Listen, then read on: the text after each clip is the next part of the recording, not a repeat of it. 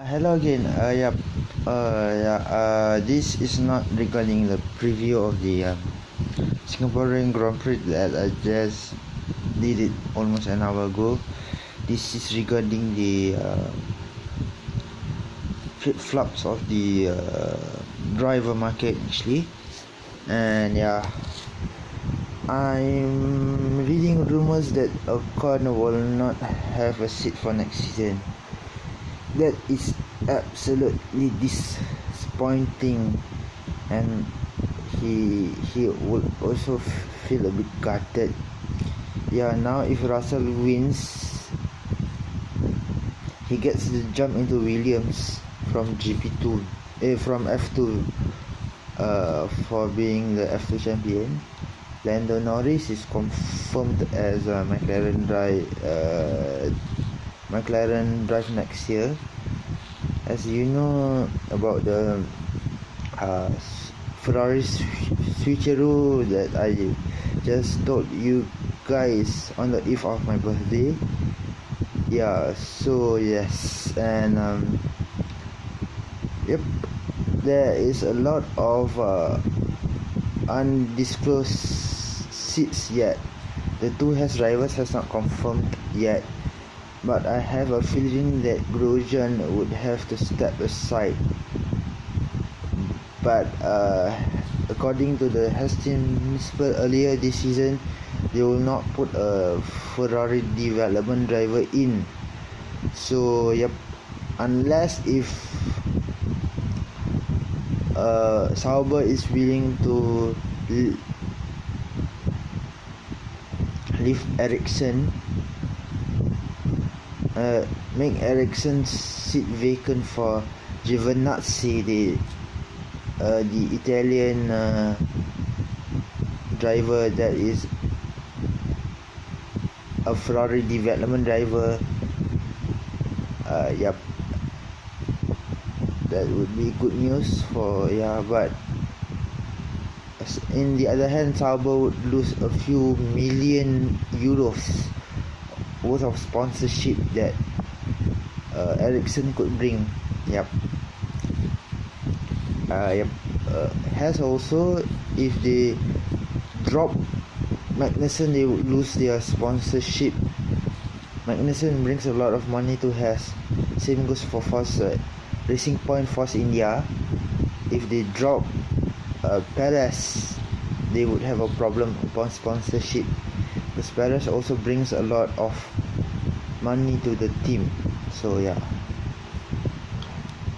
Stroll will be partnering Perez next year. Ocon, as you know, that will not have a seat unless if Toto decides to release him, and then maybe he's rumored for a Toro Rosso seat if Toto decides to release him as the Mercedes-Benz Mercedes F1 team's development driver. Hopefully he's released. If he's not, he will be a seatless driver come 2019. He's in contention for seats, a lot of seats actually, if he's released by Toto Wolff but he would have a tough time with Toro Rosso, because they called up former Red Bull driver and two former Red Bull development drivers are in contention for the seat for the vacant seat of Gasly for next year. That would be Buemi, Vern, and Kvyat, Danny Kvyat, the Russian driver. So Kvyat. So yes, Kvyat. And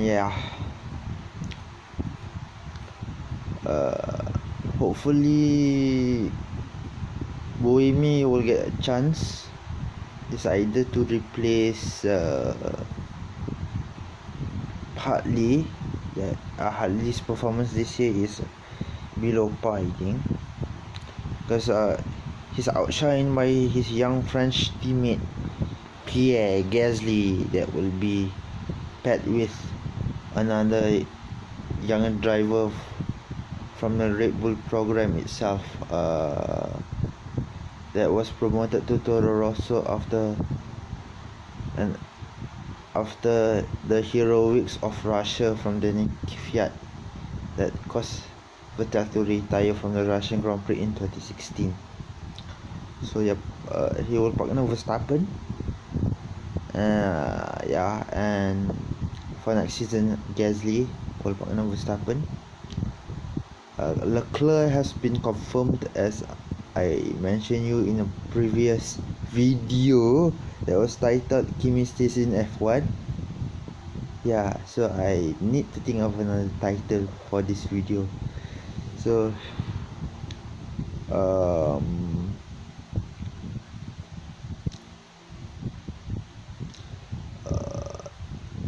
yeah, maybe they would prefer Ericsson if Grosjean leaves.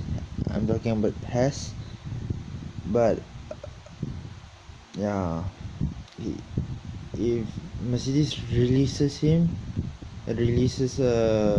Ocon, he would have a choice to race in a Honda powered team or even a Ferrari powered team, Toro Rosso and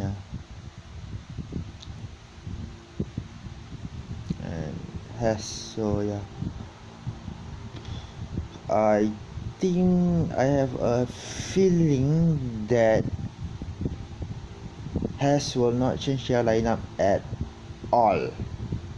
So chances of seeing Ocon in Haas is nil. But seeing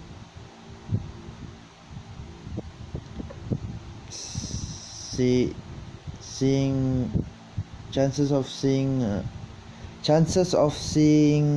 Ocon in a Toro Rosso or in a Sauber might still be there, but with a Sauber, maybe if Ericsson decides to leave Sauber, maybe they would put as I told you, Antonio Giovinazzi that replaced Pascal Wehrlein in the Chinese Grand Prix after Wehrlein had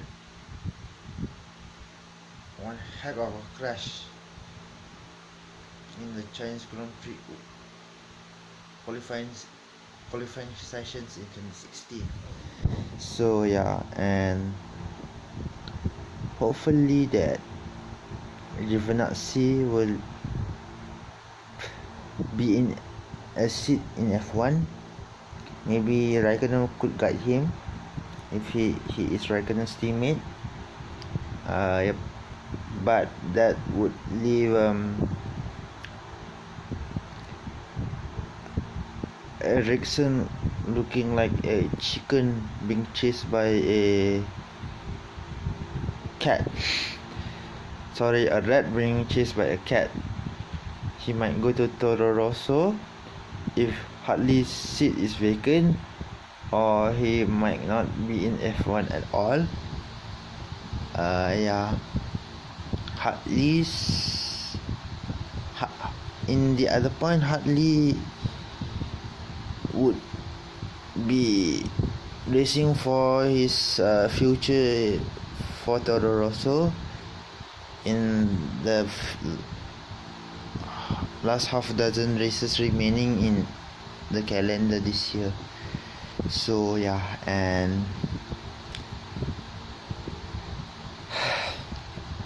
rumors are flying around like birds or seagulls. Seagulls can fly, right? Yeah, they can. So yeah, yep. I saw Raikkonen's press conference video on YouTube when he was asked about why why he moved to Sauber, and his response was I forgot what was his response, but it was quite savage to the media. So yeah, yep.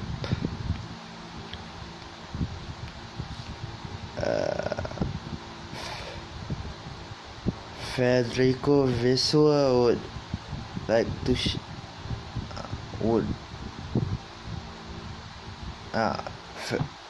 Frederic Vasseur is a team. Versua, yeah. I think he's either French or Italian. Sounds French. Frederic or Federico. I think it's Frederic Versua. He's Swiss, I think. So I might have to pronounce his name in a Swiss way, but usually in Switzerland they can speak a few languages: German, French, or Italian. So if I pronounce his first name in Italian, it will be Federico Vasseur. So if it's French, it's Frederic Vasseur. German, I have to catch up on that. But yeah, it would be a great fetch for him to have Raikkonen in the team. So Raikkonen has experience winning races, winning one championship, or so he can develop the Sauber team to be a midfield team. Maybe in 5 years time might be running for a world championship, like a works team like Ferrari, and Haas would be pissed off. Yeah, Haas by the way is an American team, so yeah, Haas would be absolutely, yeah. So hopefully Russell will maybe race with will be in Williams. I can assure you that, but I'm not sure whether Williams are willing to shatter the hopes of Sergio Sorokin in their team to put Esteban Ocon. But I think they will not risk that at all, or maybe they would call in Robert Kubica. But Kubica, since his dramatic crash in the 07 Canadian Grand Prix, and after about 4 years later in rallying, so he has been to 2 surgeries and 2 major crashes in 2 different competitive motorsports, one in WRC and one in F1. So yeah, so chances of Kubica getting the Williams seat is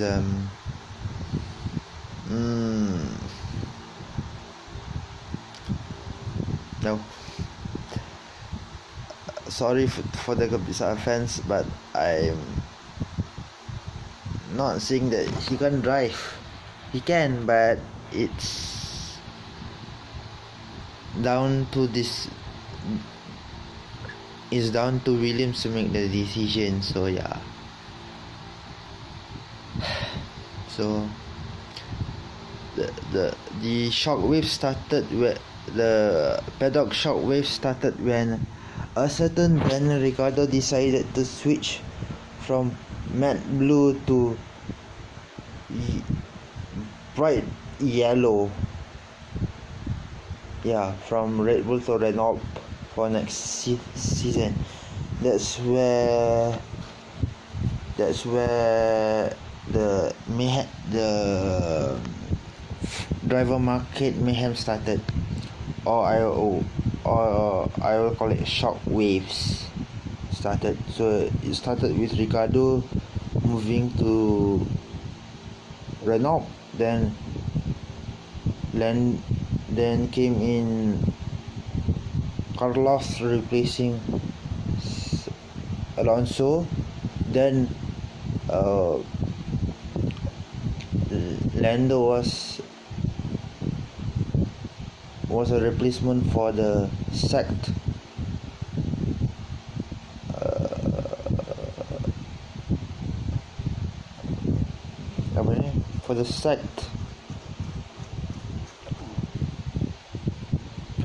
his name Vendon, Stoffel Vendon, the Belgium driver. So Ferrari and Sauber did switcheroo, and the driver market has not settled yet. So in F1,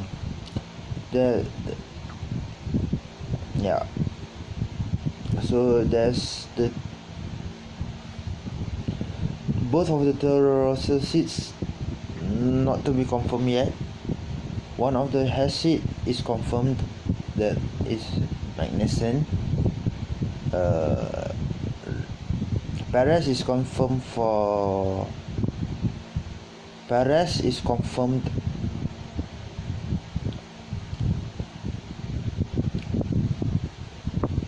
2019 with Stroll in a new name team.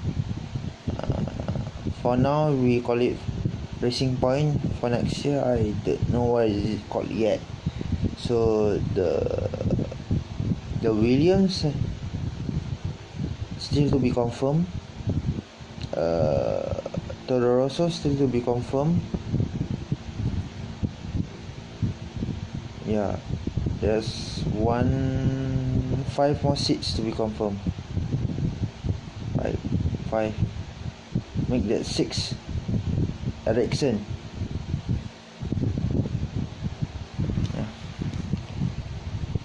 So Haas can't kick out Magnussen because as I told you, Magnussen has a lot of backing. So the teams that has confirmed their lineup for full lineup for next year are the top 3 teams of Mercedes, Red Bull and Ferrari. Mercedes maintains the pairing of Bottas and Hamilton, and Red Bull might have their youngest pairing in a team's history with Gasly and Verstappen next year. Leclerc is the youngest ever Ferrari driver since 1961. I think I forgot the driver's name. It's Mexican, right? Something I forgot. 1961. I wasn't born, so but I saw his name flying around the social media. So that guy was 19 when he was signed in 1961. So now Leclerc is the youngest driver at 21. At 20, still 20 this year. So McLaren is confirmed after they announced that they sacked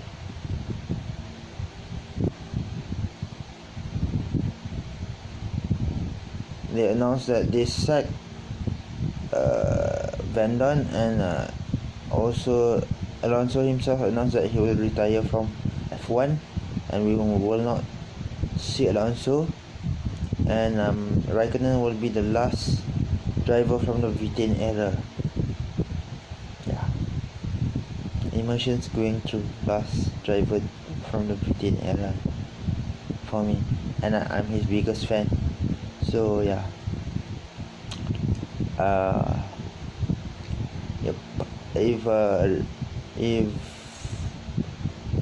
so the pending seats are both of the Toro Rosso seats, maybe Ericsson seat, both of the Williams seat, and maybe Grosjean seat. So that's both Williams, both Toro Rossos, Ericsson and Grosjean. The 6. So out of the 20 drivers on the grid, so Hamilton, Bottas, Vettel, Leclerc, Magnussen,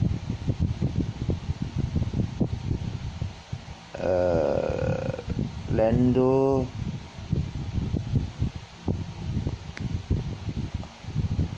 Sainz,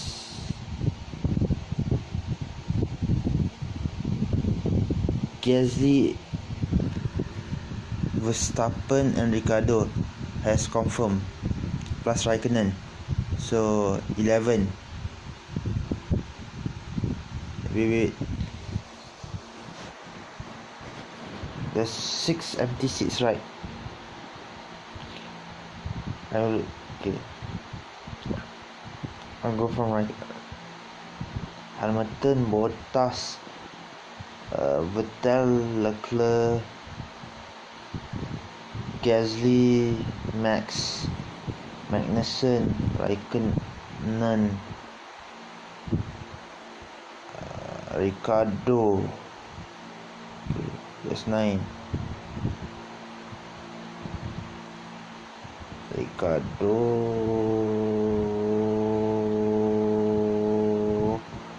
Hulkenberg,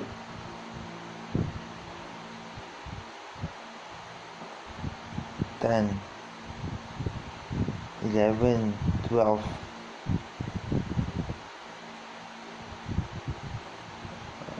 Lando and Sainz. Why I still get 8 empty seats? Okay.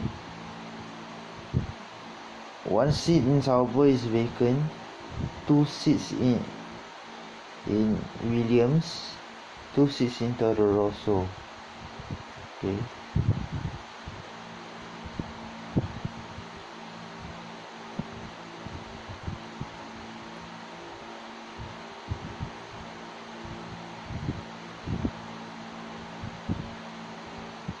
Williams 2 seats, Toro Rosso 2 seats for Ericsson seat.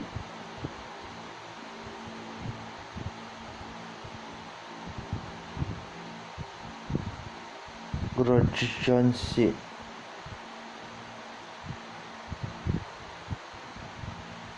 Oh yeah, Force India.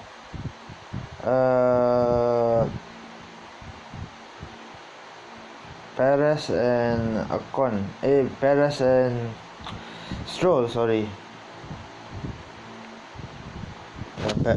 Perez and Stroll. How did I forget the Force India team? So both of the Mercedes team, Ferrari,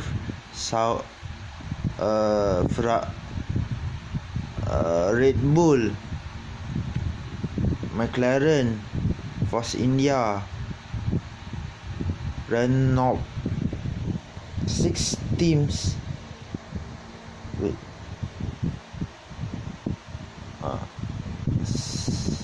Wait.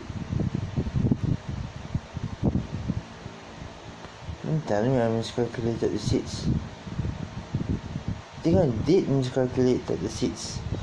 McLaren, shit. Wait. I have to calm myself down first.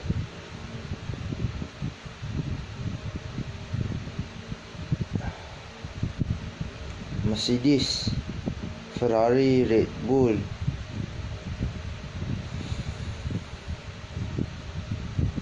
Force India, Renault,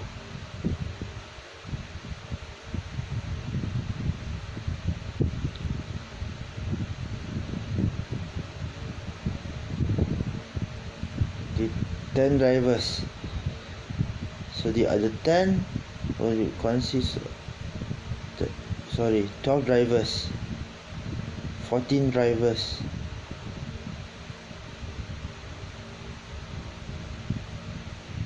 the two McLaren drivers, and plus Magnussen was remain in Haas. Raikkonen has a 2-year contract with Sauber, so 14 drivers.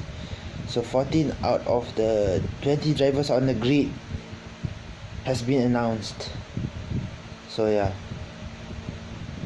that took me a long time to readjust because the grid is incomplete, so it's a bit confusing for me there.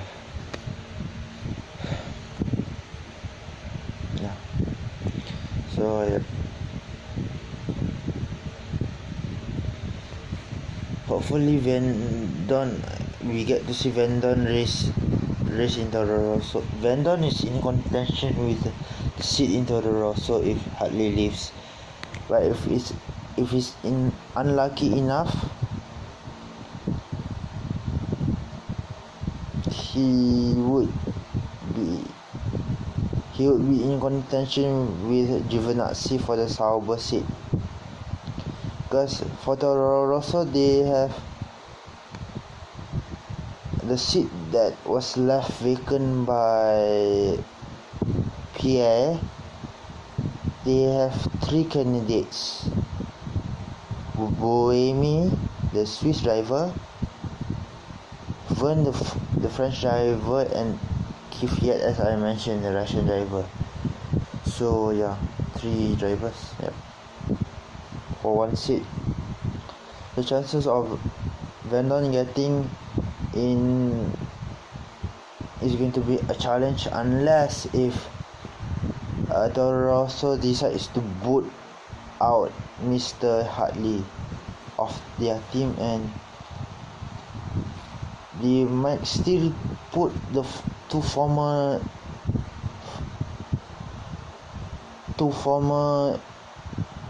Red Bull development drivers and one former Red Bull driver in the team. That one former Red Bull driver is Kvyat, and the 2 other former Red Bull development drivers are Vern and Buemi. So yeah.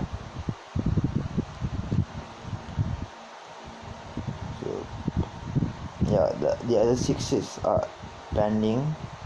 One seat in Sauber, 1 seat in Haas, as I told you, and 2 seats each in Toro Rosso and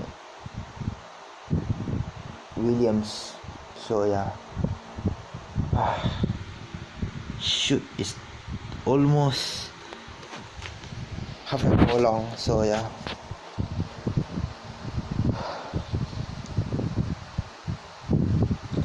I can't wait for the driver lineup to be official, for all the 20 drivers to be confirmed. Hopefully, if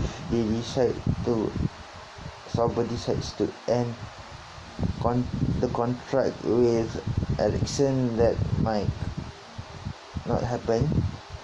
So Ericsson, as I told you, has a lot of backing. The likes of Magnussen also has a lot of backing, so those kind of teams will not put them out because they have a lot of financial backing. Yeah, but if Raikkonen decides to partly own the team in 2020, then he decides to be in the hierarchy in 2021 from 2021 onwards. That would be absolutely awesome, because Giovinazzi would be in place because of Raikkonen's Ferrari connection. So yeah,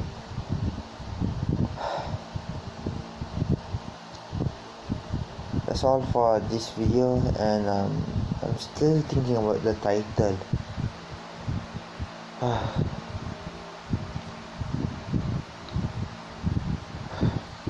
I really feel gutted and really devastated about Akon. Yep.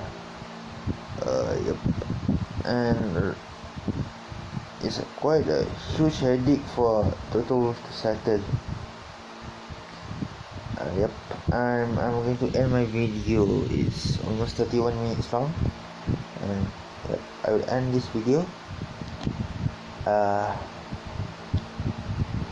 Good night, and see you on my review video for the Singapore Grand Prix on Sunday night. Adios.